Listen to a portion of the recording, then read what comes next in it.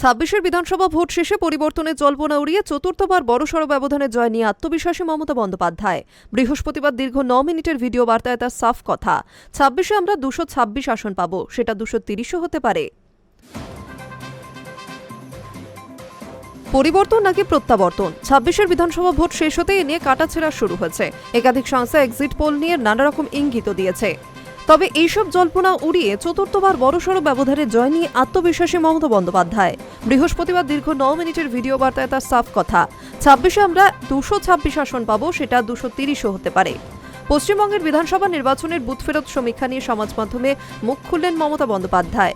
দাবি, বিজেপি টাকা দিয়ে বিভিন্ন সংবাদ মাধ্যমকে ওই সমীক্ষার ফল দেখাতে বাধ্য করিয়েছে। বুধবার রাজ্যের দ্বিতীয় দফা নির্বাচন সম্পন্ন হওয়ার পরেই সন্ধ্যা থেকে বুথ ফেরত সমীক্ষার ফলাফল প্রকাশ্যে আসতে শুরু করেছে। অধিকাংশ সমীক্ষাতে ইঙ্গিত, বিজেপির সংখ্যাগরিষ্ঠতা নিয়ে ক্ষমতায় আসছে পশ্চিমবঙ্গে। ২৯৪টি আসনে রাজ্য বিধানসভায় সরকার গড়ার জন্য প্রয়োজন ১৪৮টি আসন। অধিকাংশ বুথ ফেরত সমীক্ষায় দেখা যায় বিজেপি ১৫০ পেরিয়ে গিয়েছে। বৃহস্পতিবার সেই সমীক্ষা নিয়ে মুখ খুললেন মমতা বন্দ্যোপাধ্যায়। ভিডিও বার্তায় তিনি রাজ্যের মানুষের উদ্দেশ্যে বলেছেন, এত রোদের মধ্যেও এত অত্যাচার সহ্য করেও আপনারা যেভাবে লাইনে দাঁড়িয়ে ভোট দিয়েছেন তাতে আমরা কৃতজ্ঞ। আমার কর্মীদের কাছেও আমি কৃতজ্ঞ। ওরা প্রাণপণ লড়াই করেছে, অনেক অত্যাচার সহ্য করেছে। যারা বাংলাকে জব্দ করতে চেয়েছিলেন তারা ভোট বাক্সে জব্দ হয়ে গিয়েছেন। বুথ ফেরত সমীক্ষা নিয়ে এরপর মমতা বন্দ্যোপাধ্যায় জানান, আমি আপনাদের নিশ্চিত করে বলতে চাই, যেটা টিভিতে দেখাচ্ছে গতকাল বেলা 1টা 8 বিজেপির অফিস থেকে সেই সার্কুলার জারি করা হয়েছে। টাকা দিয়ে বলা হয়েছে ওটা দেখাতে, জোর করে সংবাদ মাধ্যমকে এটা করতে বাধ্য করা হচ্ছে।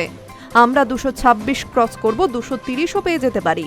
মানুষ যেভাবে ভোট দিয়েছেন আমার পুরো ভরসা রয়েছে মানুষের ওপর। ভোটের সময় কেন্দ্রীয় বাহিনী ও এখানকার পুলিশের বাহিনীর যৌথ অত্যাচার তৃণমূল কর্মীদের সহ্য করতে হয়েছে বলে দাবি করেছেন মমতা বন্দ্যোপাধ্যায়।